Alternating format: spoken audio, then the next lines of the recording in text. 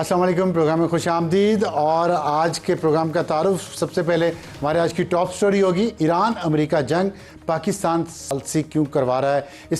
इस पे बात करेंगे राना सनाउल्लाह खान साहब से, मुशीर हैं वज़ीर-ए-आज़म के सियासी उमूर पर। उनसे पूछेंगे लोगों की बहुत सारे एतराज़ात हैं पाकिस्तान और अमेरिका के दरमियान, ईरान और अमेरिका के दरमियान जो सालसी हो रही है उस पर पाकिस्तान पर भी उंगलियां उठ रही हैं। वजह क्या है इसकी? हमारा आज का हॉट इशू होगा धूप पे भी टैक्स। एक नई फीस लगाई है, अगर आपने सोलर एनर्जी लगवानी है घर में, उसके ऊपर एक कंट्रोवर्सी शुरू हो चुकी है पूरे पाकिस्तान में। लोगों को एतराज़ हैं और हमने कोशिश की कि वफाकी हुकूमत की तरफ से कोई नुमाइंदा आए, वजारत की तरफ से कोई नुमाइंदा आए, नेपरा की तरफ से कोई नुमाइंदा आए, लेकिन कोई नहीं आया।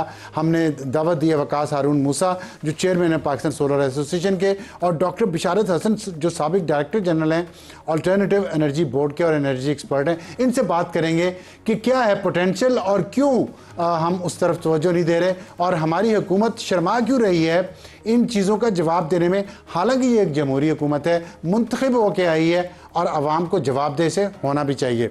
और एडिटोरियल होगा हमारा आज का, ना अरब ना हिंदुस्तानी, हम हैं पाकिस्तानी।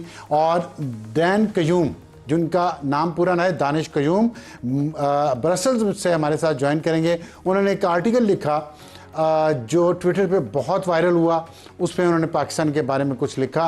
हम उनसे बात करेंगे इसी इशू पे आज के अपने एडिटोरियल में। तो शुरू करते हैं हम आज की टॉप स्टोरी से। हमें ज्वाइन किया राना सनाउल्लाह खान साहब ने। ये बताइएगा, सबसे पहला सवाल तो यही है कि जो अब ईरान के वज़ीर ख़ारजा अब्बास अराक्ची पहुँच रहे हैं आज रात इस्लामाबाद, मुज़ाकरात दोबारा शुरू हो रहे हैं। एक बड़ी उंगली उठाई जा रही है जो पाकिस्तान की तरफ, हालांकि पाकिस्तान बड़ा अच्छा काम कर रहा है, वो ये है कि पाकिस्तान का कोई वेस्टेड इंटरेस्ट है इन मुज़ाकरात करवाने में, सालसी करवाने में, इसीलिए पाकिस्तान इतनी ज़्यादा कोशिश कर रहा है।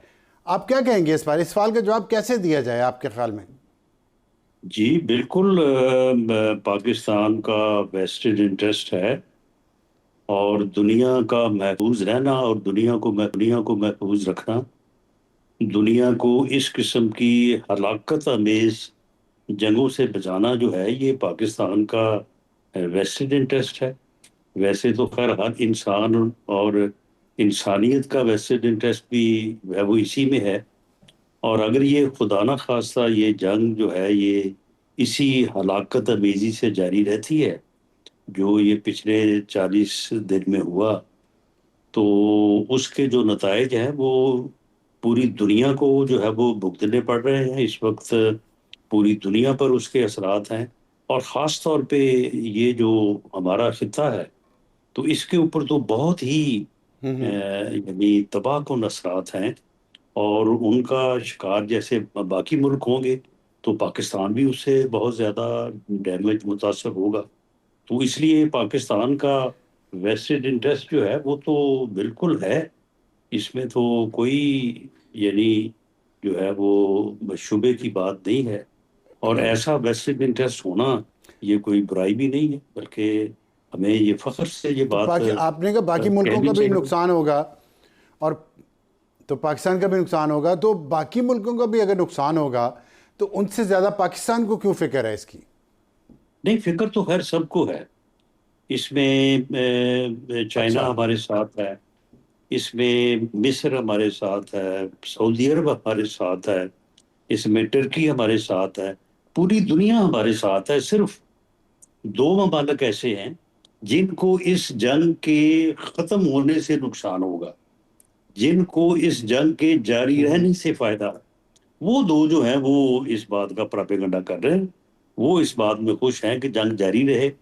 एक तो सिर्फ अनाज की बुनियाद के ऊपर इंडिया जो है उसे भी नुकसान है, लेकिन वो सिर्फ इस बुनियाद पे कि क्योंकि पाकिस्तान को इसमें इज्जत मिल रही है, पाकिस्तान इसमें लीड कर रहा है, वो इस वजह से जो है वो अजीब किस्म के प्रोपेगेंडा कर रहा है। और इजराइल जो है, इजराइल की तो बका है इस जंग में। पूरी दुनिया में इजराइल ही एक ऐसा मुल्क है कि जो इस जंग का बेनिफिशरी है, तो इसलिए वो भी इस बात की कोशिश कर रहा है कि ये जंग जो है जारी रहे। तो आपने इसराइल और इंडिया की बात की है, और हमने देखा कि इंडिया के प्राइम मिनिस्टर मोदी साहब वहाँ मौजूद थे इसराइल में जंग शुरू होने से सिर्फ एक दिन पहले, और इसके साथ अभी 1 साल आज हो गया है پہلگام واقعہ ہوا جس کے بعد انڈیا نے پاکستان کو دھمکیاں دینا شروع کی پچھلے سال، اور پھر اسی دن پاکستان کی نیشنل سیکیورٹی کمیٹی کی میٹنگ بھی ہوئی تھی جس میں کچھ اہم فیصلے کیے گئے تھے۔ اب ہم پھر سن رہے ہیں کہ کوئی ایسا ہی فالس فلیگ پھر انڈیا کر سکتا ہے۔ جو سچویشن اس وقت ایران جنگ کی وجہ سے پیدا ہے، دنیا کی توجہ اس طرف ہے، تو شاید وہ اس میں سے کوئی فائدہ اٹھانے کی کوشش کرے۔ اس سلسلے میں پاکستان کی تیاری آپ کے خیال میں مضبوط ہے، ٹھیک ہے، اگر پھر انڈیا کچھ ایسا کرنے کی کوشش کرتا ہے؟ دیکھیں، تیاری کی حد تک تو خیر اس میں تو کوئی شک نہیں ہے کہ تیاری تو ہر وقت ہے، اور اللہ کے فضل سے اپ ٹو مارک ہے۔ لیکن انڈیا جو ہے وہ شاید اب وہ پہلے جیسی حماقت جو مارکہ حق یا مئی 2025 میں اس نے کی تھی، ایسی حماقت وہ نہ کرے، کیونکہ اس نے اس میں سبھی کو جو ہے وہ اس نے جو ہے وہ پوری طرح سے ایویلویٹ جو ہے وہ کر لیا تھا۔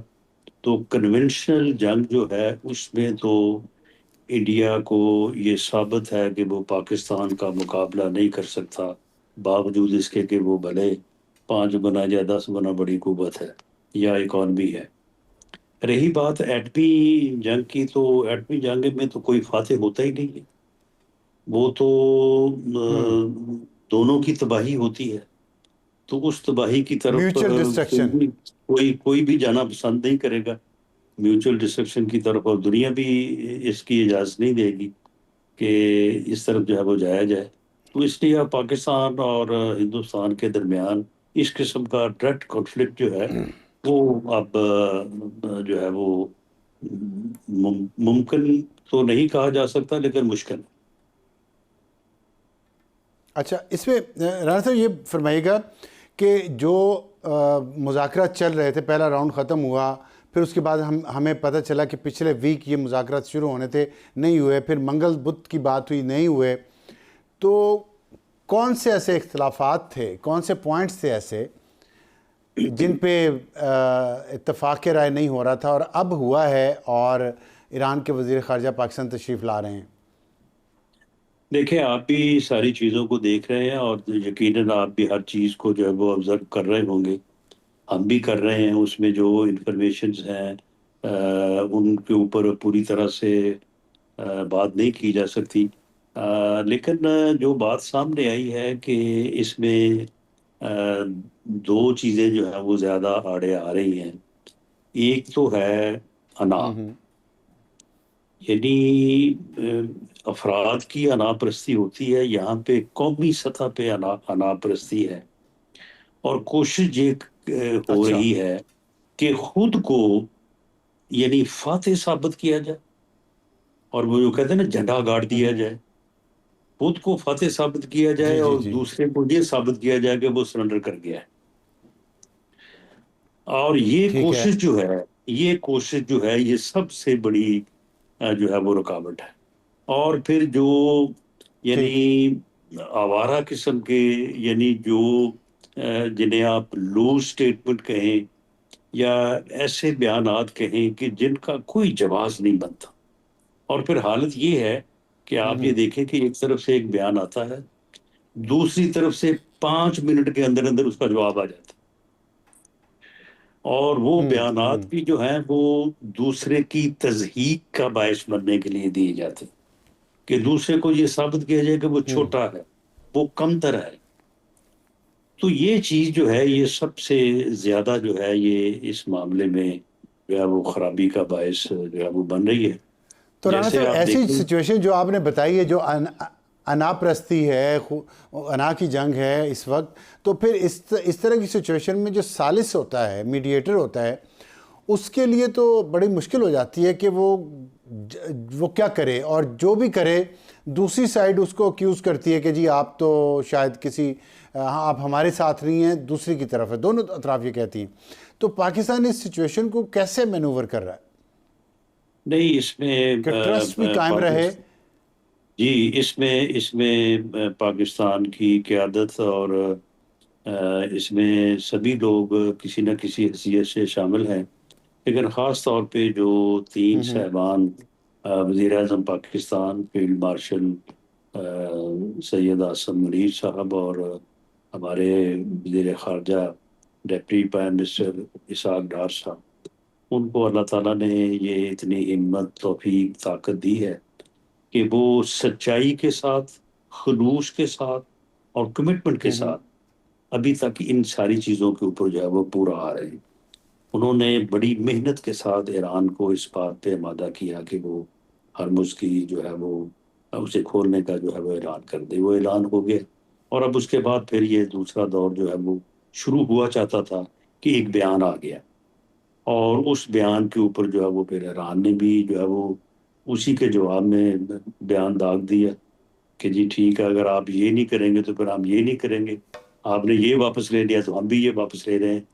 حالانکہ اگر ایسا نہ ہوتا اور ٹیبل پہ دونوں فریق آ جاتے تو میرا خیال ہے کہ آج تک یہ معاملہ جو ہے وہ کسی نہ کسی بہتر پازیٹیو انداز میں حل ہو چکا ہوتا۔ اچھا، اس میں کچھ ہم یہ بھی سنتے رہے ہیں، میڈیا میں بھی باتیں آئی ہیں، لوگ بھی کہہ رہے ہیں کہ اسلام آباد کو بند کر دیا گیا۔ ایک طرف ہم چاہتے ہیں کہ دنیا میں ہمارا نام گونجے، پاکستان کی بڑی عزت ہو اور سارے پاکستان چودھری بن جائے۔ دوسری طرف چودھری نے جب تھوڑا سڑکیں بند کی ہیں تو چودھری بننے کے لیے، تو اس پہ ہم لوگوں نے شور بھی بہت مچایا ہے۔ اس سچویشن کو، اس کلچر کو آپ کیسے دیکھتے ہیں؟ کیونکہ آپ کی جڑیں بڑی گہری ہیں مٹی میں بھی اور کلچر میں بھی۔ آپ تھوڑا سا قوم کو اس پہ ایجوکیٹ کریں گے، سمجھائیں گے، یا یہ ہم قوم ٹھیک کہہ رہی ہے، یہ مشکلات نہیں ہونی چاہیے؟ نہیں، یہ مشکلات جو ہیں ان کے اوپر عوام سے جو ہے وہ بالکل میں آن بیہاف آف گورنمنٹ جو ہے وہ میں معذرت خواہ ہوں، اور اس میں میری یہ آبزرویشن یا یہ رائے ہے کہ ٹھیک ہے، یہ کرنا تو ضروری ہے، کیونکہ چھوٹا سا واقعہ بھی جو ہے وہ بہت بڑی جو بالکل۔ ہے وہ تباہی کا یا بہت بڑی امبیرسمنٹ کا جو ہے وہ باعث بن سکتا ہے، اور وہ پاکستان کو جو ہے وہ ایک بہت باعزت، بہت اچھی پوزیشن سے جو ہے وہ دوسری طرف جو ہے وہ دھکیل سکتا ہے۔ تو اس کے لیے لوگوں سے بالکل قربانی کی تو ریکویسٹ ہے کہ ان کو جو یہ تکلیف ہو رہی ہے تو اس کے اوپر معذرت ہے، لیکن ہم اس بات کا بھی جائزہ لے رہے ہیں اور یہ چیز نظر آ رہی ہے کہ شاید اس یعنی دقت میں، اس مشکل میں جو عوام کو درپیش ہے، اس میں بعض طریقوں سے کچھ کمی لائی جا سکتی ہے۔ تو اس کے لیے جو ہے وہ پرائم منسٹر صاحب نے بھی سے بھی بات ہوئی ہے۔ تو آج تو خیر آج پھر دوبارہ امید بندی ہے کہ آج شاید یہ سلسلہ جو ہے دوبارہ شروع ہو جائے۔ تو اگر تو یہ مذاکرات ہو جاتے ہیں اور پھر اگلے ایک دن میں کنکلوڈ ہو جاتے ہیں، ایسا ہی ہوگا، 1 یا 2 دن ہی لگیں گے، تو پھر تو چلیں، جو ہو گیا وہ ہو گیا، اس کے اوپر معذرت۔ لیکن اگر یہ سلسلہ اس سے آگے بڑھتا ہے تو یقیناً جو انتظامات کیے گئے ہیں ان کو ایک دفعہ ریویو کیا جائے گا، اور جو ہمارے تاجر نمائندے ہیں، جو ٹریڈز ایسوسیشنز ہیں، ہمارے الیکٹڈ لوگ ہیں، ان سب کے ساتھ بیٹھ کے اس کو ریویو کیا جائے گا۔ اچھا، اس میں رانا صاحب یہ فرمائیے گا کہ آپ اسلام آباد بنایا گیا تھا اس کام کے لیے کہ حکومت کے جو آفیسز ہیں وہ الگ ہیں، کاروباری مراکز الگ ہیں، تاکہ حکومت بھی چلتی رہے، کاروبار بھی چلتے رہیں، اور ہمارے ہاں ظاہر ہے ایسا مواقع کم آتے، دنیا پوری میں کانفرنسز ہوتی رہتی ہیں ہر شہر میں، اور کوئی نظام زندگی پہ فرق بھی نہیں پڑتا۔ ظاہر ہے ایک تو ہمارا لا اینڈ آرڈر، دہشت گردی، اس کا بڑا مسئلہ یہاں پہ رہا ہے۔ تو کیا کوئی ایسا پرماننٹ سسٹم نہیں بننا چاہیے کہ جہاں پہ نہ ہی مظاہرین یہاں پہ آئیں اندر، اور نہ ہی اگر کوئی ڈگنیٹریز آ رہے ہیں کسی کانفرنس کے لیے، کسی سمٹ کے لیے، اچانک چند دن کے نوٹس پہ بھی اگر ہمیں کرنی پڑے تو کاروباری زندگی معطل نہ ہو؟ کہ ہمیں اس کے لیے مستقل ارینجمنٹ نہیں کرنا چاہیے اگر ہم چاہتے ہیں کہ پاکستان جو ہے اور اس کا کیپٹل دنیا میں ایک اہم مقام اس کو ملے، اور ہم مڈل پاور بن رہے ہیں، مڈل ایسٹ میں رول پلے کر رہے ہیں، بلکہ اب تو دنیا کے درمیان ہم ثالثی کروا رہے ہیں، تو آئندہ بھی یہ چیزیں تو ہوتی رہیں گی۔ تو اس پہ کوئی پلان حکومت کو سوچنا نہیں چاہیے کہ کچھ ایسا سسٹم بنا دیا جائے کہ کچھ بھی نہ رکے اور سب کچھ ہوتا بھی رہے، امن و حفاظت کے ساتھ؟ دیکھیں، ایک تو دنیا میں کسی بھی ملک کو ایسی صورتحال کا سامنا نہیں ہے جیسا پاکستان کو ہے. یعنی پاکستان کے ساتھ تقریباً کوئی 2-2.5 ہزار کلومیٹر کا بارڈر ہے، جس کے دوسری طرف جو ہے وہاں پہ خود کش بمباروں کی فیکٹریاں لگی ہوئی ہیں. اب خود کش بمبار جو ہے، آپ مجھے بتائیں کہ اس کو جب وہ اپنے جو ہے وہ ٹارگٹ پہ پہنچ جائے یا ٹارگٹ کی طرف چل پڑے تو اس کو کیسے روکا جا سکتا ہے؟ انسانوں میں انسان ایک جا رہا ہے. اور پھر ہمارے اس بارڈر کی دوسری طرف جو ہے ہر چیز، یعنی وہاں پہ دہشت گردی، وہاں پہ دہشت گرد تنظیمیں، وہاں پہ اسلحہ، ہر چیز جو ہے وہاں پہ موجود ہے. اور اتنے بڑے بارڈر کو جو ہے وہ باڑ لگانے کے باوجود بھی، فینسنگ کرنے کے باوجود بھی جو ہے وہ پوری طرح سے جو ہے وہ 100% روکا نہیں گیا. انفلٹریشن کے جو ہے وہ 5-10% چانسز ابھی بھی وہاں سے موجود ہیں، بلکہ ہو رہی ہے. تو اس قسم کی صورتحال میں جو ہے وہ بڑا مشکل ہے کہ آپ اس طرح کی جو ہے وہ تسلی میں اور اس طرح کی سیٹسفیکشن جو ہے وہ کر کے تو آپ بیٹھ جائیں کہ ٹھیک ہے جی، یہ ٹھیک. تھوڑا سا انتظام کر لیا ہے تو اس سے اب کام چل جائے گا. اب دیکھیں نا، آپ نے کہا کہ جی ایک مخصوص جیسے ریڈ زون ہے. اب دیکھیں ریڈ زون کو اگر آپ کر لیں اور اس کے ساتھ ہی جو ہے وہ ساتھ والی بلڈنگ میں جو ہے وہ کوئی خود کش دھماکہ ہو جائے تو پھر اس کے اثرات کو تو کیسے روکا جا سکے گا؟ تو اس لیے پھر پورے ٹھیک. شہر، پورے ٹھیک. اسلام آباد کو ہی جو ہے وہ ایک دفعہ کارڈن آف کرنا، یا اس حد تک ڈیٹیل میں جانا کہ اس قسم کا خدا نہ خاصہ کوئی واقعہ نہ ہو، تو یہ فی الحال تو خیر بہت ضروری ہے. ٹھیک. لیکن آگے پھر جو ہے وہ اس کے اوپر کام ہو رہا ہے کہ اسلام آباد میں ایسے میئرز لیے جائیں کہ عام دنوں میں بھی جو ہے وہ سیکورٹی کا یہی معیار ہو جو آج کل قائم کیا گیا ہے. ٹھیک ہے. اچھا، آخر میں صرف یہ بتا دیں کہ ایران کے وزیر خارجہ تو تشریف لا رہے ہیں، امریکہ کا وفد آ رہا ہے اور کون آ رہا ہے؟ دیکھیں، ابھی اس بارے میں کوئی حتمی بات تو نہیں کی جا سکتی. اگر لیول جو ہے وہ ایک ملک کی طرف سے تھوڑا لوئر ہوا تو شاید دوسری طرف سے بھی پھر کوئی ایسی چیز ہو. میں نے وہی بات کی نا، اناف والی بات، وہ بات تو بالکل جو ہے وہ آمنے سامنے ہے. لیکن اس سے پہلے جو ہے ٹھیک. وہ امریکہ کے وفد کو ان کے وائس پریزیڈنٹ جو تھے وینس صاحب، انہوں نے جو ہے وہ لیڈ کیا تھا. ٹھیک ہے. ٹھیک ہے. بہت شکریہ رانا ثناء اللہ خان صاحب، ہم سے بات کرنے کا. وقت کے بعد واپس آئیں گے تو ہمارا آج کا ہاٹ ایشو پروگرام میں دوبارہ خوش آمدید. بہت اہم ایشو سولر انرجی کا پاکستان میں پھر ایک کنٹروورسی چل رہی ہے، اور اب لوگ کہہ رہے ہیں کہ دھوپ پر بھی حکومت نے ٹیکس لگا دیا ہے. ہمیں جوائن کیا وقاص ہارون موسیٰ صاحب نے، جو چیئرمین پاکستان سولر ایسوسی ایشن کے لاہور سے، اور ڈاکٹر بشارت حسن جو سابق ڈائریکٹر جنرل ہیں آلٹرنیٹیو انرجی بورڈ کے اور انرجی ایکسپرٹ بھی ہیں. وقاص صاحب، آپ سے شروع کر لیتا ہوں. ہم نے دیکھا کہ ابھی جو گلف وار ابھی چل رہی ہے ایران امریکہ کے درمیان، اس میں تیل کی ترسیل اور گیس کی ترسیل پوری دنیا میں کم ہوئی، پاکستان میں بھی کم ہوئی. لیکن ہم نے دیکھا کہ باقی ملکوں کی نسبت پاکستان نے اس کو بہتر مینج کیا، کیونکہ ہمارے پاس سولر انرجی بہت زیادہ ہے، اور پوری دنیا کے میڈیا نے اس کو ایکنالج کیا، اس کی تعریف کی. لیکن ہم دیکھتے ہیں کہ بار بار اس کے اوپر کوئی نہ کوئی تنازع رہتا ہے. آپ کو ابھی یہ لیٹسٹ جو اس پہ کنٹروورسی شروع ہوئی ہے، جو فیس لگائی ہے حکومت نے یا نیپرا نے، اس کے بارے میں آپ کیا کہتے ہیں؟ السلام علیکم. تھینک یو سو مچ، آپ نے انوائٹ کیا ہے ہمارے اوپینینس کے لیے. تو بالکل جس طرح سے آپ نے بتایا کہ پوری دنیا میں یہ دیکھا گیا ہے، اور ایون ہمیں جیسے ایز این ایسوسیشن، ہم انٹرنیشنل ایسوسیشن سے بھی ہمارا رابطہ رہتا ہے، تو سب یہی چیز کہہ رہے ہیں کہ پاکستان میں سولر کی ایک اچیومنٹ ہے، اور سولر جس طرح سے استعمال کیا گیا ہے، جس طرح سے لگایا گیا ہے. اچھا، خاص کر اس میں ایک جو خاص چیز ہے نا جو پاکستان کی سولر اچیومنٹ میں جو باقی دنیا میں نہیں ہے، وہ یہ ہے کہ ہمارا سولر گراؤنڈ اپ ہے. وچ مینس کہ لوگوں نے عام آدمی نے لگایا ہے سولر, چاہے وہ فارمر ہے, چاہے وہ گھر کا مالک ہے, چاہے وہ ریسٹورینٹ کا مالک ہے, چاہے وہ اسکول والا ہے, چاہے وہ انڈسٹریلسٹ ہے, عام آدمی نے سولر لگایا ہے, اپنی انویسٹمنٹ سے سولر لگایا ہے. ہمارے جو 40 گیگا واٹ کے قریب ڈپلوائے ہوئے ہیں اس میں سے 1 گیگا واٹ کے علاوہ باقی سارے کا سارا جو ہے لوگوں نے اپنی انویسٹمنٹ سے اپنی مدد آپ کے تحت لگایا ہے. تو اس کو دیکھ کے دنیا میں بھی بہت بات ہو رہی ہے اور لوگ اس کو دیکھ رہے ہیں کہ پاکستان کا سکسیس ماڈل آج کل ویسے الحمدللہ پاکستان جو ہے in the good books of the world media. تو دس از سم تھنگ جو کہ اس نے بھی ڈیفینیٹلی ایڈ کیا ہے. ابھی جو حکومت نے فیس لگائی ہے نیپرا نے, اس کے بارے میں آپ بتائیں گے کیا ہے؟ اچھا, یہ جو فیس ہے غلط ہے. ہاں, یہ جو فیس کی نیوز ہے یہ ایکچولی یہ فیس فیبری میں امپلیمنٹ ہوئی تھی. تھوڑا سا اگر میں اور فردر بیک گراؤنڈ اس کا دوں تو یہ جو نیٹ میٹرنگ کی پالیسی ہے اس میں 2016 میں جب یہ پالیسی آئی تھی تو اس وقت بھی یہ فیس شامل تھی.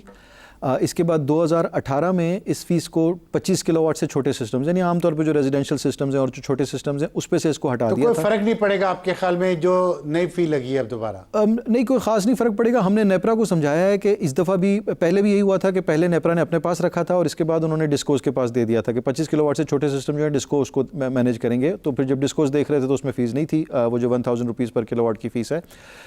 تو ہم نے ڈسکو یا نیپرا ہو, مجھے یہ بتائیے گا کہ فیس کی ضرورت کیا ہے؟ میں نے سولر لگوایا, دھوپ میرے چھت پہ آ رہی ہے, میں نے وہاں پلیٹ لگائی, اس سے میں نے بجلی لی, بنائی اور میں نے استعمال کر لی. میں فی کس کو کیوں دوں؟ جب میں نے سولر کی جو پلیٹ خریدتا ہوں میں اس پہ ٹیکس دیتا ہوں, امپورٹ پہ کسٹم ڈیوٹی دیتا ہوں, سیلز ٹیکس دیتا ہوں, کوئی تار خریدتا ہوں اس پہ میں الگ سے ٹیکس دیتا ہوں, پھر میں مزید دھوپ سے بجلی بنانے پہ گھر کے لیے میں ٹیکس کیوں دوں, میں فیس کیوں دوں؟ جی بالکل یہی بات ہم بھی پوچھتے ہیں بار بار نیپرا سے اور ریگولیٹر سے کہ یا آپ لوگ یہ فیس اتنی زیادہ کیوں لے رہے ہیں, کیونکہ 1000 روپیز پر کلو واٹ, اگر 10 کلو واٹ کا سسٹم ہے تو یہ 10,000 روپے ہو گئی, 25 کلو واٹ کا سسٹم ہے تو یہ 25,000 روپے فیس ہو گئی. اور ہم ان سے ہی پوچھتے ہیں آپ بڑے بڑے آئی پی پیز کے جب جنریشن لائسنس پروسیس کرتے ہیں تو ان کی میگا واٹ کے پروجیکٹس کی فیس چند لاکھ روپے میں ہوتی ہے, تو ادھر آپ 10 کلو واٹ کے پروجیکٹ پہ 10,000 روپے اور 20 کلو واٹ کے پروجیکٹ پہ 20,000 روپے مانگ رہے ہیں, تو یہ فیس بہت زیادہ نہیں ہے. بیسکلی یہ فیس اس چیز کی ہے کہ لائسنس کو پروسیس کرنے کے لیے جو پیپر ورک ہوتا ہے, یعنی بیسکلی 2 کاغذات بھرنے ہوتے ہیں, 2-3 چیز کا لائسنس, وہی تو پوچھ رہا ہوں نا میں نے اپنے گھر کے لیے بنانے, مجھے کیوں لائسنس چاہیے؟ میں آپ کو لائسنس جو چاہیے ہوتا ہے وہ چاہیے ہوتا ہے جو گرین میٹر لیتے ہیں نا, تو گرین میٹر کی جو پروسیسنگ ہوتی ہے جس میں یہ ریکارڈ کرتے ہیں کہ گرین میٹر اگر میں نہیں لیتا پھر آپ کو ضرورت نہیں ہے, اگر میں گرین میٹر نہیں لیتا ہاں پھر تو آپ نے لائسنس کے لیے اپلائی نہیں کرنا. ہاں پھر آپ کو ضرورت نہیں. یہ صرف ان لوگوں کے لیے جو نیٹ میٹرنگ کے لائسنس یا نیٹ بلنگ جس کا نام ہو گیا اس پہ اپلائی کرتے ہیں. تھوڑی سی میڈیا میں مس کمیونیکیشن چل رہی ہے کہ لوگ اس کو ہر چیز پہ ایکسپیکٹ کر رہے ہیں, لیکن ایکچولی یہ صرف ان پہ ہے جو نیٹ میٹرنگ کے لیے یا آن گریڈ سسٹمز. مس کمیونیکیشن آپ نے اچھا کیا بتایا کہ یہ چل رہی ہے, اور اس کی وجہ یہ ہے کہ حکومت اور حکومتی ادارے, نیپرا ہے اس میں حکومت بھی ہے, وزارت بھی ہے, وہ مس کمیونیکیٹ جو بھی ہو رہا ہے اس کو بہتر کمیونیکیشن نہیں کر رہے ہیں. ہم نے بھی اپنے پروگرام میں پچھلے ویک بھی بلایا تھا منسٹری کے ریپرزینٹیٹیو کو, بھی انہوں نے آنے سے انکار کیا. نیپرا کے ترجمان کو اس دفعہ بھی بلایا, انہوں نے آنے سے انکار کیا. ایک جمہوری ملک میں جمہوری حکومت جو منتخب ہوئی ہے وہ عوام کے سوالوں کا جواب دینے کی تکلف گوارا نہیں کر رہی. اس کی وجہ کیا ہے؟ اتنا تکبر ہے یا اپنے آپ کو جواب دہ نہیں سمجھتے؟ اس کے بارے میں وہ خود بتا سکتے ہیں. ہمارا یہ پلیٹ فارم حاضر ہے اگر وہ آپ کے آ کے جواب دینا چاہیں. ڈاکٹر بشارت صاحب یہ بتائیے گا کہ آپ سے پروگرام سے پہلے بات ہو رہی تھی, ہمارے فاسل فیول سے انرجی پیدا کرنے پہ مافیا ہی کہہ لیں, فیول آ رہا ہے, LNG آ رہی ہے, گیس آ رہی ہے, کوئلہ دوسرے ملکوں سے آ رہا ہے, لیکن اپنے ملک میں اللہ نے ایک نعمت دی ہے دھوپ کی. آپ اس بورڈ کے سربراہ بھی رہے ہیں, آپ بتائیں گے یہ مافیا جو ہے بجلی بنانے میں, یہ اس نے کس طرح اس سسٹم کو کیپچر کر لیا ہے کہ جو سستے ذرائع ہیں ان کو ڈسکریج کیا جاتا ہے اور مہنگے پہ فوکس ہے؟ دیکھیے, آلٹرنیٹیو اور رینیویبل انرجی کے ذریعے بجلی پیدا کرنے کے لیے 2003 میں ایک بورڈ بنایا گیا اور پرائم منسٹر سیکریٹریٹ میں اس کا دفتر رکھا گیا. ان کو یہی کام دیا گیا کہ آپ نے 10,000 میگا واٹس پیدا کرنے ہیں تھرو آلٹرنیٹیو اور رینیویبل انرجی, جس میں کہ بجلی کا جو سورس ہوتا ہے وہ فری ہوتا ہے. مطلب اگر سولر سے آپ لے رہے ہیں تو آپ اس کی کوئی قیمت نہیں لے رہے ہیں, یا ہوا سے لے رہے ہیں, یا بایو میس سے لے رہے ہیں, یا ویسٹ سے لے رہے ہیں, وہ سارا فری ہے. جیو تھرمل سے لے رہے ہیں, ٹھیک, آپ کے لیے فری ہوتا ہے. اور پانی سے لے رہے ہیں, یا پانی سے لے رہے ہیں, پانی بھی بہت بڑا سورس ہے.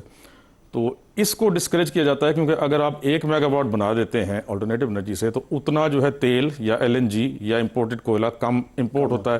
اس کی امپورٹ میں جو ہے اربوں روپے کے پھر گھپلے ہوتے ہیں ان کے, تو وہ اس کو ڈسکریج کیا جاتا ہے. تو بورڈ جو بنایا گیا تھا یہ اس وقت کام کر رہا ہے؟ بورڈ کو ختم کروا دیا گیا. آپ حیران ہو جائیں گے, یہ عمران خان کے دور میں اس کا باقاعدہ ہم نے ایکٹ پاس کروایا تھا 2010 میں اس بورڈ کا. اس کی پالیسی پاس کروائی تھی 2006 میں جو کہ آلٹرنیٹیو اور رینیوبل انرجی کی پالیسی بنی تھی 2006 میں. 2013 میں اس کو میں نے ریوائز کروایا جو تھا. متبادل بجلی کے بنانے کے ذرائع ہیں آلٹرنیٹیو بورڈ سے آپ کی یہ مراد ہے, اس کا جو بورڈ تھا 2006 میں پالیسی بنی, 2010 میں بورڈ بنا اور 2016 میں ختم کر دیا گیا. 2006 میں پالیسی بورڈ تو بن گیا تھا 2003 میں, ٹھیک ہے, اس کا ایک آرڈیننس کے تحت بن گیا تھا. 2010 تک وہ آرڈیننس کے تحت چلتا رہا, 2010 میں اس کا ایکٹ بن گیا اور 2006 میں ہی پالیسی بنا لی تھی ہم نے. بورڈ تو کام کر رہا تھا نا, ٹھیک ہے. 2010 میں ایکٹ جب ہو جاتا ہے تو پارلیمنٹری ایکٹ ہے, اس کو پہلے آپ نے اسمبلی سے پاس کرنا ہوتا ہے 2016 میں کہ ہمیں ضرورت نہیں ہے اس طرح. اس کو 16 کے بعد عمران خان کے دور میں نہیں, اس کو ہوا یہ کہ ان پر دباؤ ڈالا گیا گورنمنٹ پر ایشین ڈیولپمنٹ بینک کی طرف سے. کیوں دباؤ ڈالا گیا کہ اس کو جو ہے آپ ختم کریں, کیونکہ جب بجلی دیکھیں نا, اب ان کے بڑے لمبے ہاتھ ہوتے ہیں لوگوں کے. اب انہوں نے وہ بورڈ ختم, اس کا ایکٹ ریپیل کروا دیا, اس کی پالیسی ختم کروا دی. کیا فائدہ ہے اگر یہ بورڈ ختم ہو جائے, آلٹرنیٹیو انرجی بنے اگر پاکستان میں, اے ڈی بی نہیں چاہتا. دیکھیں اب میں یہ کیا کہہ سکتا ہوں کہ ان کے مینڈیٹ میں تو یہ ہے کہ انہوں نے رینیوبل انرجی کو پروموٹ کرنا ہے, فیسیلیٹیٹ کرنا ہے, لیکن کیوں کہا گیا ان کی طرف سے, ان رائٹنگ دیا گیا, دباؤ ڈالا گیا کہ آپ کو جو قرضہ ملتا ہے انرجی سیکٹر کے لیے وہ نہیں ملے گا جب تک اس بورڈ کو ختم نہیں کرو گے. وہ بھی چاہتے تھے کہ جو تیل ہے, گیس ہے, کوئلہ ہم درآمد کریں. اب میں کیا کہہ سکتا ہوں جی, لیکن یہ کہ اس کو ختم کر کے اور اس کا جو اب ایکٹ تو انہوں نے ریپیل کروا دیا, ایکٹ ختم کر دیا. جب ایکٹ ختم ہو گیا, پالیسی ختم ہو گئی, اب یہ کہا گیا کہ جو پی پی آئی بھی ہے جس نے ملک میں تیل سے چلنے والے, ایل این جی سے چلنے والے, امپورٹڈ کول سے چلنے والے جو پاور پلانٹس لگوائے ہیں, اس بورڈ کو یہ کام بھی دے دیا جائے. تو اسی بورڈ کو جو کہ تیل اور گیس اور ایل این جی سے لگا رہا تھا, وہ کہتے ہیں نا کہ چھیچڑوں کی یا گوشت کی رکھوالی کے لیے آپ بلی کو بٹھا دیں, تو وہ آپ نے ادھر سارے دے دیے. اب اسی بورڈ کو کہا گیا, اور اس وقت سے 2016 سے کتنا پوٹینشیل ہے پاکستان میں, جو یہ جو امپورٹڈ ہم فاسل فیول منگواتے ہیں, جی پیسہ خرچ کر کے زر مبادلہ, اس کے بغیر بجلی بنانے کے پاکستان کو جو قدرت نے جو مفت کے ذرائع دیے کتنی؟ میں آپ کو بتاؤں کہ پاکستان میں سردیوں میں صرف 8000 میگا واٹس کی ریکوائرمنٹ ہے, گرمیوں میں 22000 میگا واٹس کی ہے. 22000 سے اوپر آپ گریڈ ہی نہیں لے سکتا, اس کو اپ گریڈ ہی نہیں کرتے. ویسے تو 29000 میگا واٹ تک چلی جاتی ہے, لیکن آپ دے نہیں سکتے کیونکہ 22000 سے اوپر آپ گریڈ. آپ نے لگا کتنے دیے؟ 46000 میگا واٹ کے پاور پلانٹس. یہ آپ کیپیسٹی پیمنٹس دے رہے ہیں نا, جس سے آپ کا گریڈ کی بجلی جو ہے اتنی مہنگی ہو گئی ہے, 60 روپے کا یونٹ اور کمرشل 70 روپے کا یونٹ, جو کہ ریجن میں انڈیا, بنگلہ دیش, نیپال وغیرہ سے 4 گنا زیادہ قیمت کا ہے. تو آپ کی انڈسٹری بھی کمپیٹ نہیں کر سکتی. تو ہم نے ریسورس میپنگ کروائی 2006 میں یو ایس این ریل کے ذریعے, یونائٹڈ اسٹیٹس کے ذریعے.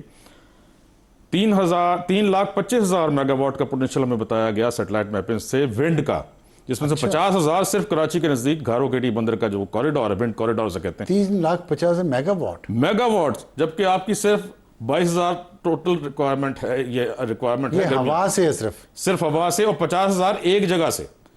تو 50,000 ایک جگہ سے, اور سندھ میں, اور سندھ میں. دوسری بات ہم نے نہیں کی کہ سندھ میں تھر کول جو اتنا موجود ہے, پھر امپورٹڈ کول پہ کیوں لگایا گیا. اچھا, دوسرا سولر کا 2.9 ملین میگا واٹ کا پوٹینشیل ہے. 2.9 ملین میگا واٹس کا پوٹینشیل ہے. اندازہ کریں جی, اندازہ کریں آپ کی ریکوائرمنٹ کتنی. بایو میس, اب بایو میس میں کیا آتا ہے, بگاس آپ نے سنا ہوگا, جو شوگر انڈسٹری کا یہ گنے کا پھوک جب وہ نکال لیتے ہیں نا راستہ, پھوک بکتا ہے. اس سے بجلی بنانے کے لیے میں نے پالیسی بنوائی, 2013 میں وہ اپروو کروائی. 2006 میں تو جو بنی تھی وہ ونڈ, سولر اور اسمال ہائیڈل کے لیے تھی. 2013 میں ہم نے اس میں biomass, waste to energy, biogas, biofuel بھی ڈال دیا. بایو میس کا 5,000, میں صرف یہاں ختم کر رہا ہوں, بایو میس کا 5,000 میگا واٹس کا پوٹینشیل ہے. آپ کا سارا اس وقت 4,500 میگا واٹس کا شارٹ فال ہے, جس سے لوڈ شیڈنگ ہو رہی ہے. 5,000 صرف آپ کو ایک انڈسٹری سے ہم دیتے ہیں, شوگر انڈسٹری سے, جو کہ نہیں لیتے. ڈاکٹر بشار صاحب بہت شکریہ, ہم بہت اچھی آپ سے بات ہو رہی تھی, لیکن وقت ہمارے پاس کم ہے. وقاص ہارون صاحب بہت شکریہ. تو 22,000 میگا واٹ یا 29,000 میگا واٹ تک ہمارا گرڈ اسٹیشن اٹھا سکتا ہے. بناتے ہیں 42,000. تو گرڈ اسٹیشن پہ کس نے انویسٹمنٹ کرنی ہے, کس نے پلاننگ کرنی ہے, اس کا جواب دینے کے لیے وزارت توانائی یا کوئی بھی حکومتی نمائندہ تیار نہیں ہے. کچھ باتیں پھر رہے ہیں منہ یہ اپنا اس سچ سے, اس کا جواب تو وہی دے سکتے ہیں. وقت ایک بریک کا, بریک کے بعد واپس آئیں گے تو ہمارا آج کا ایڈیٹوریل. وقت ہے ہمارے آج کے ایڈیٹوریل کا، اور آج کا ایڈیٹوریل تھوڑا سا مختلف اس طرح سے ہے کہ ہم نے دعوت دی ہے دانش قیوم صاحب کو، جن کو آپ جانتے ہوں گے ٹویٹر پہ جو لوگ ہیں ڈین قیوم کے نام سے، برسلز میں ہوتے ہیں آج کل، برسلز میں ہیں اور بھی دنیا میں گھومتے رہتے ہیں. بہت اچھا انہوں نے ایک آرٹیکل لکھا اور جس کے 1 ملین ویو ہوئے اس آرٹیکل کے. وہ بہت لمبا آرٹیکل تھا، پاکستان کے بارے میں تھا، انگریزی میں تھا، لیکن لوگوں نے پڑھا اور بہت اس کو لائک کیا. اس میں کیا چیزیں تھیں آج ہم ان سے ڈائریکٹ بات کرتے ہیں تاکہ وہ لوگ جو انگلش نہیں سمجھ سکے وہ بھی سمجھ سکے. دانی صاحب خوش آمدید اور بہت شکریہ ہمیں جوائن کرنے کا. تھوڑا سا پہلے اپنے بارے میں آپ بتا دیں کہ آپ کیا کرتے ہیں اور آپ نے یہ جو آرٹیکل لکھا ہے یہ آپ کے اندر یہ کہاں سے خیال آیا کہ یہ میں لکھوں بیٹھ کے وہاں پہ؟ Thank you, Absar Sahab. Thanks for having me on the show. میں پہلا اپنا کوئی ایک بیک گراؤنڈ دے دوں. I've been associated with the media world, but on the commercial side. So what that means is I've worked in the Middle East as the head of partnerships for a lot of big name media like Reuters, Economist, Wall Street Journal, helping brands in the Middle East communicate better to international audiences. So because of that, you could say کہ وہ میرے اوپر تھوڑا رب آن ہو گیا experience کہ I know how to communicate in a tone that addresses the rest of the world. And I know the story Pakistan ke andar se, I know Pakistan inside out, lekin I can communicate it in a way that and I've known this, my communication skills, I've done some articles pehle bhi, lekin is waqt hua ye tha ke we were going through this, I think Vance had gone back with no deal. There was a lull of about 3-4 days jisme there was no news coming out and there was a lot of hunger for news. And on these platforms timing is everything. Agar aapki timing sahi hai اور timing اس طرح سے بن رہی تھی کہ there is a lot of international media descended on Pakistan. A lot of them have never been to Pakistan اور ان کو نہیں پتا کہ پاکستان کو کور کس طرح کرنا ہے. تو we've always been put into the Indian basket یا پھر the Arab basket. And I think that's unfair. تو وہ میرا آرٹیکل تھا and it was a fun piece کہ یار آپ جو دیکھ رہے ہیں کہ یہ جو قوم کود پڑی ہے بیچ میں، دنیا کو World War III سے پیچھے لے کر آئی ہے. And the extent of the stuff that we were doing, I think Shehbaz Sharif was visiting 4 capitals in 2 days. Tehran mein, Asim Munir was in Tehran trying to convince the Iranians. So my point of the article was کہ یہ کوئی الگ سی چیز نہیں ہو رہی ہے. This is what this قوم does. We've been through multiple crises. ہم نے دیکھا ہے کہ وار ہوتی کیا ہے. ہم نے اتنا قریب سے دیکھا ہے کہ we want to actually work to avoid it. یہ ڈین آپ کی بات ٹھیک ہے کہ ہم ایسی قوم ہیں، اور میں اور آپ تو سمجھتے جو یہاں رہتے ہیں، دنیا نہیں سمجھتی کہ ہم نے یہ کیوں کیا اور ہم کیوں ایسا کرتے ہیں. ہمیں کیوں کا بھی پتہ ہے اور کیسے کا بھی پتہ ہے. مجھے یہ بتائیں پاکستان کا جو امیج دنیا میں اتنا نیگیٹو ہے اس کو بہتر کرنے کے لیے آپ کا جو تجربہ ہے اتنے بڑے میڈیا آرگنائزیشن کے ساتھ کام کرنے کا، وہ دوسری سائڈ پہ کام کرتے ہیں آپ، لیکن یہ بتائیں آپ کہ پاکستان کے اندر جو کچھ ہے پازیٹیو جو یہاں آتا ہے وہ تو کہتا ہے ہاں جی بہت مختلف ہے جیسا ہم سنتے ہیں. کیسے امیج بہتر کیا جائے پاکستان کا؟ یہ جو آپ نے ایک کام کیا ہے اس طرح کے زیادہ کام کیسے کرے، کون کرے؟ I think ابھی جو current government ہے، Musharraf Zaidi is a very good addition to the team and the way he communicates to international media ہمارا point بالکل واضح طور پہ بیان کرتے ہیں. اور and if you see the coverage that we get after that تو وہ بڑی compliant ہوتی ہے in the sense کہ they understand. اور جب آپ ایک اسی وائس سے بات کرتے ہیں نا جو وائس اگلا سمجھتا ہے, that's when they understand. So we need people like Musharraf Zaidi. We need people like myself, for example. I don't have any experience in journalism, lekin I'm a good writer, so I can put my skills together and I can communicate کہ ہماری story ہے کیا, اور ابھی attention ہمیں ملی ہوئی ہے, and this is the best time to do it. I'll give you an example. I worked with Saudi tourism after the incident with the Turkish embassy, everybody knows. اس کے بعد ایک بڑا پرسیپشن کا ایشو چیلنج آ گیا تھا سعودی کو. تو we worked with international media to try and convert that into something which made Saudi look like a beautiful tourist destination, and it worked. So how effectively you communicate to media and through their own reporters, through their own editors. آپ نے کا موقع آیا ہے, موقع کیسے آیا کہ آپ کہہ رہے ہیں کہ یہ موقع ایسا ہے جس کو پاکستان کو استعمال کرنا چاہیے, حکومت کو, پوری ریاست کو, پاکستان کو مارکیٹ کرنے کے لیے ایک اچھے امیج کے ساتھ. آپ کیسے, کیوں ہے یہ موقع آیا, کیوں ہے یہ, کیسے آپ کے خیال میں یہ موقع صحیح موقع ہے؟ I think we should thank obviously Prime Minister Modi on the other side for giving us the opportunity کہ ہم لوگ آپ دیکھیں نا پچھلے سال سندور کے بعد سے the diplomatic victories we had, were brilliant. And even during Sandur, the thing that completely made sure that our narrative was heard was we took control of the information. We took control of the narrative from day one. Pehle din humne press conference karke duniya ko brief karna shuru kar diya. So we know we have the capacity. We know how this works. Abhi hame attention yahi mili hui hai ki obviously we're one of the most important pieces in the geological puzzle, geographical puzzle in this region as well. Plus ye jo conflict chal raha hai. What we're trying to do in this conflict is huge, and we should make sure that we get the credit for it. Absolutely, we're bringing back. अच्छा, the world ये from आपने जो कहा absolute- we should make sure. अब जैसे कि आप और मैं जानते हैं अपने आप को, अपनी कौम को, अपने कल्चर को, तो उसमें हम मैच तो बड़ा अच्छा खेलते हैं, फिनिश नहीं हम सही कर पाते. तो क्या आपको लगता है कि ये मैच जो हम अच्छा खेल रहे हैं, अल्लाह का शुक्र है, इसकी फिनिश हम अच्छी कर पाएंगे? क्या अपने मुल्क के इमेज को बेहतर कर पाएंगे? क्या हम फॉरेन इन्वेस्टमेंट, फॉरेन पीपल को यहाँ पे अट्रैक्ट कर पाएंगे? ये बताएं आप. I think the intent is definitely there. Intent दोनों तरफ से मुझे दिखती है कि obviously there is a very good relationship the कर Army chief पाएंगे has हम? with. I think we can. I think we have the opportunity. I think I have personally I look for the positive. तो अभी जो चीजें हो रही हैं उनको देखते हुए लगता है इंशाल्लाह we will make the most of it. We're communicating a little bit better now than we used to. बहुत शुक्रिया डैन क्यूम साहब हमसे बात करने का. जैसा कि अब बात हो रही थी इस एडिटोरियल में कि क्या हम ये कर पाएंगे. हमने हमेशा बहुत अच्छे मैचेस खेले. अगर माजी में देखें, जियो स्ट्रेटजिक मैचेस देखें, पाकिस्तान ने अमेरिका की बहुत बार मदद की, अच्छे तरीके से भी की, जंगों में भी की, चीन के साथ ताल्लुकात बनाने में भी की, लेकिन अनफॉर्चुनेटली हम उसको ट्रांसलेट नहीं कर पाए अपनी वेलफेयर के लिए, आवाम की बेहतरी के लिए. क्या इस बार हम कर पाएंगे? ये वो सवाल जो आज मैं छोड़ के जा रहा हूँ अपनी रूलिंग एलीट के लिए. अब तक के लिए इतना ही. खुदा हाफिज़ एंड गुड नाइट.